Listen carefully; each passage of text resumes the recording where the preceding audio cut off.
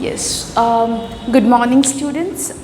Today we are going to start with the second unit or second chapter of unit 1, that is accounting from incomplete records, which is also known as single entry system.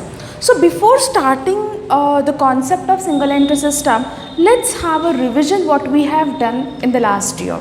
See students, we know what is an accounting or what is a bookkeeping. Okay, what do we mean by accounting? Accounting is the process of identifying, analyzing, summarizing and recording of transaction. Okay, accounting is the process of identifying, analyzing, summarizing and recording of transaction. See, now first do we need to understand what do we mean by word transaction. Transaction means exchange of goods and services for value is known as transaction. That is what we have learned. Okay, then again let's revise what we have done in the previous year. What do we mean by word capital? Capital means the amount or the things which we require to start or continue with our business activities, that is known as a capital. Okay, then what do we mean by word drawings?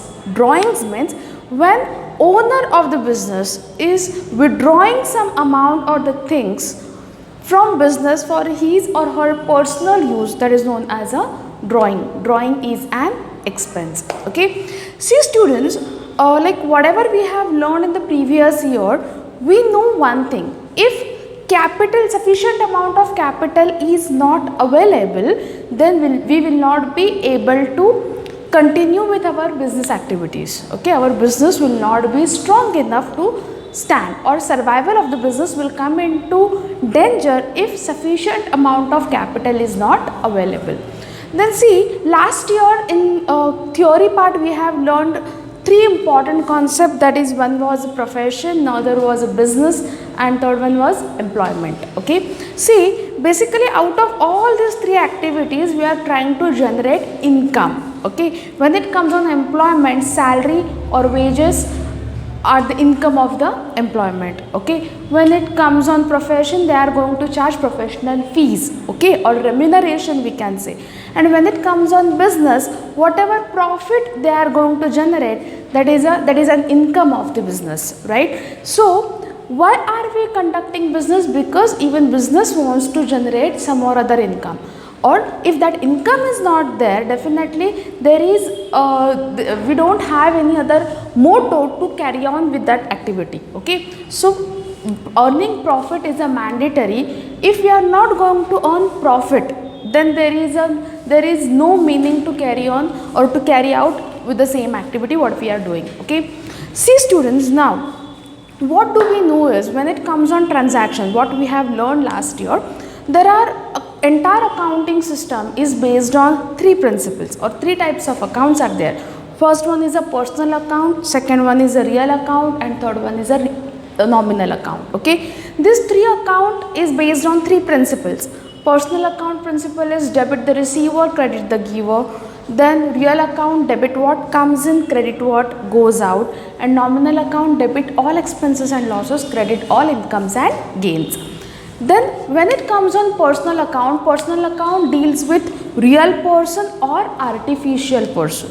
When it comes on real account, it deals with assets and liabilities, whereas nominal account deals with incomes and expenses. Okay, see, last year I have told you like what do we mean by transaction. What do we mean by word transaction? Again in the beginning as well I said transaction is nothing but exchange of goods and services for value is known as transaction. Okay, see, on day-to-day basis, let us take the example, we'll take the example of our own. Okay, suppose your parents are giving you some money for your pocket money or as your pocket money. Okay, so obviously they are giving you with an intention that so that you can have fun or you can utilize to satisfy your needs. Okay, so can we say that it is a transaction? No, it can't be a transaction because every transaction will have two aspects. One is a receiving aspect and another is a giving aspect. So whenever your parents are giving you money, okay, no doubt money is involved,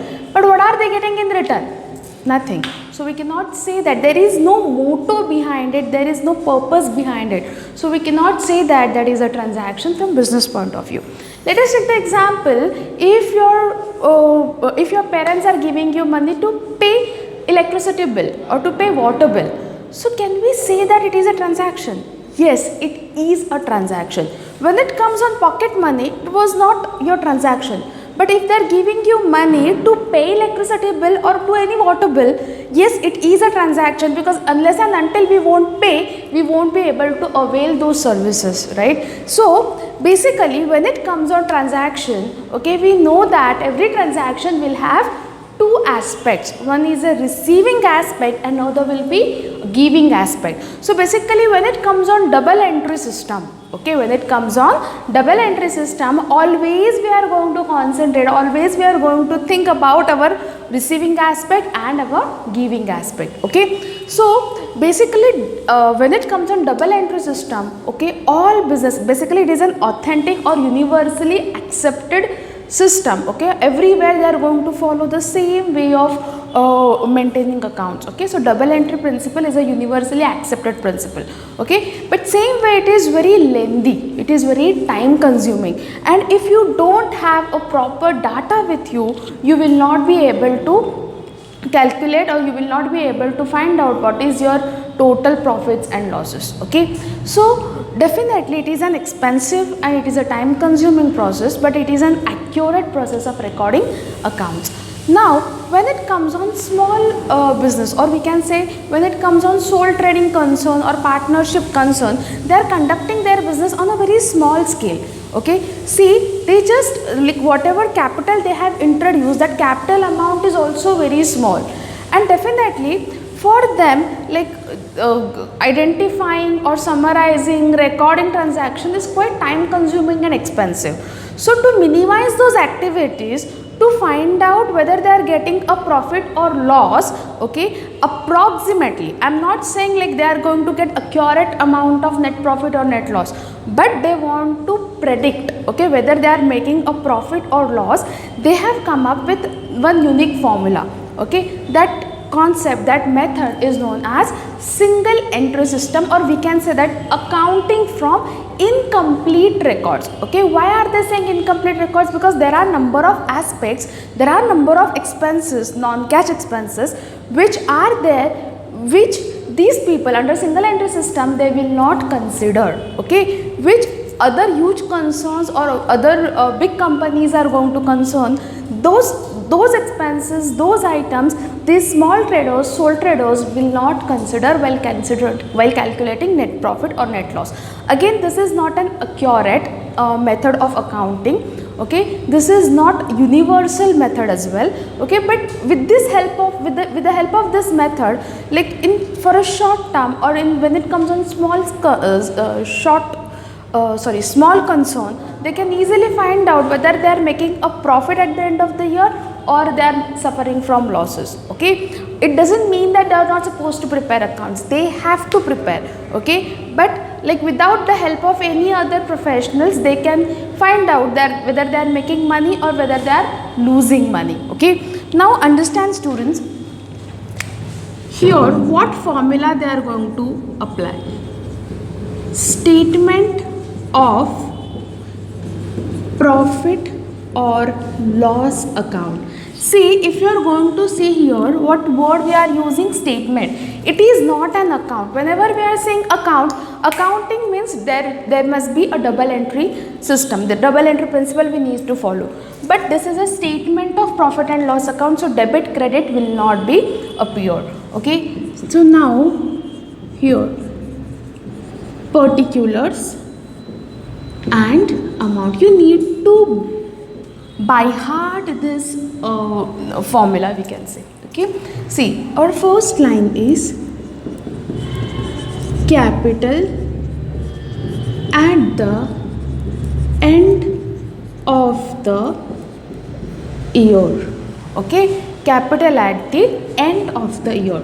Now students, tell me, what do we mean by word capital? Capital means the amount or the things which we require to start or continue our business activities, that is known as a capital. Okay, so capital at the end of the year, first we are going to consider.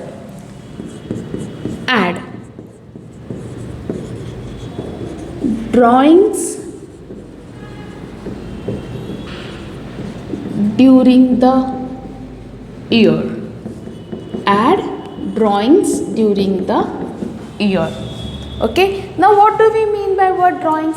The amount or the thing which we withdraw from the business for personal use is known as drawings. Okay, that we are adding back. Less additional capital introduced.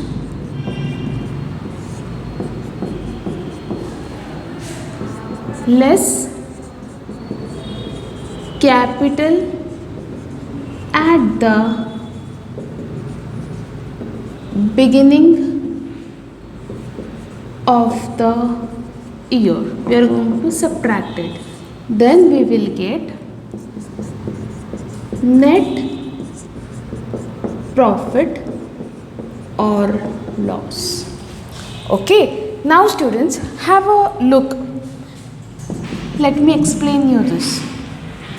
Okay, see, if you are going to observe over here, okay, we are talking about accounts we are going to prepare per annum. Okay, yearly के हिसाब से we are going to prepare an account. Okay, so if you are really going to observe over here, first two things which are very mandatory, which they are comparing, that is capital at the end of the year and capital at the beginning of the year. Okay, what does it mean? Let us take an example. Let us take the example, like when I want to start a business. Okay, so before starting a business, I was having 10,000 rupees with me. How much rupees I am having? 10,000. With 10,000 rupees, I have started my business. Whole year I have done my activity. At the end of the year, so this was amount was at the start or at the beginning. Okay, and at the end of the year, if I am having 15,000 rupees with me, okay, this will be at the end. Okay, starting में how much rupees I was having with me? 10,000. Whereas at the end of the year, I am having 15,000 with me. Now tell me students, am I making profit or I am suffering from losses? Yes, I am making a profit of rupees 5,000. Are you understanding? How did you calculate this? See, जब मैंने business को start किया था, when I have started business, मेरे पास 10,000 रुपए ही थे. Okay, at the end of the year, if I am having more amount than the 10,000, then definitely I am making a profit.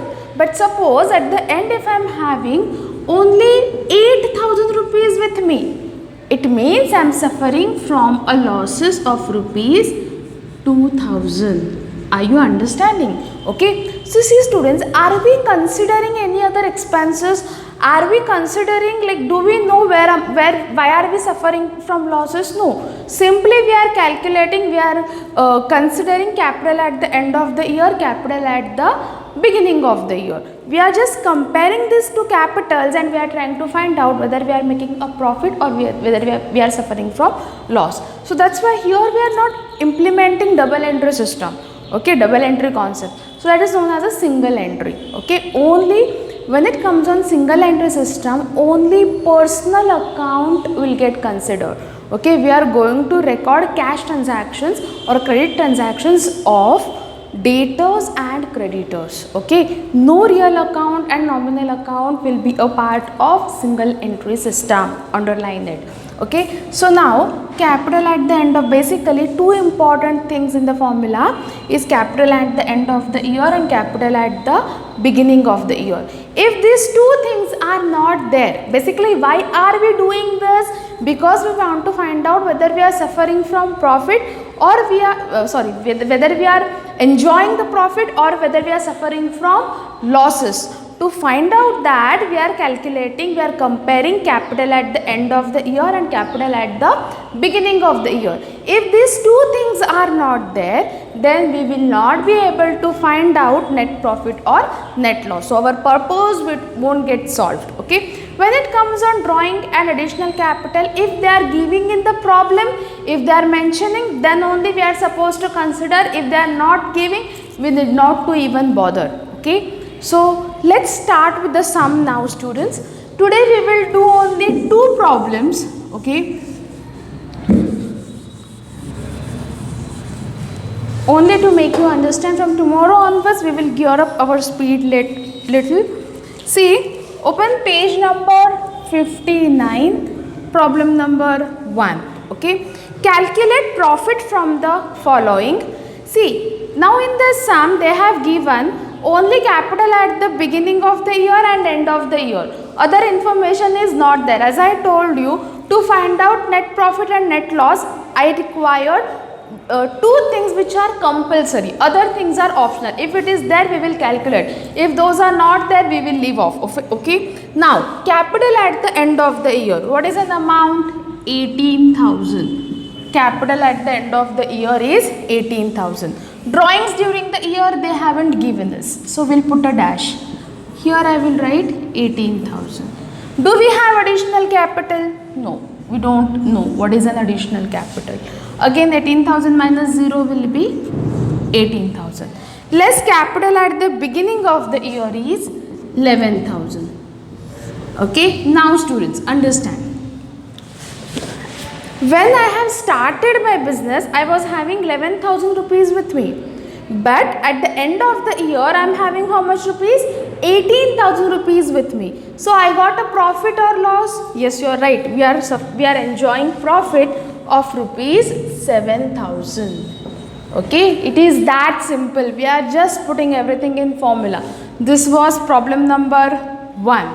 Okay, now let's do problem number 2. Problem number 2 we will do now, students. See, a trader is keeping his book under single entry system.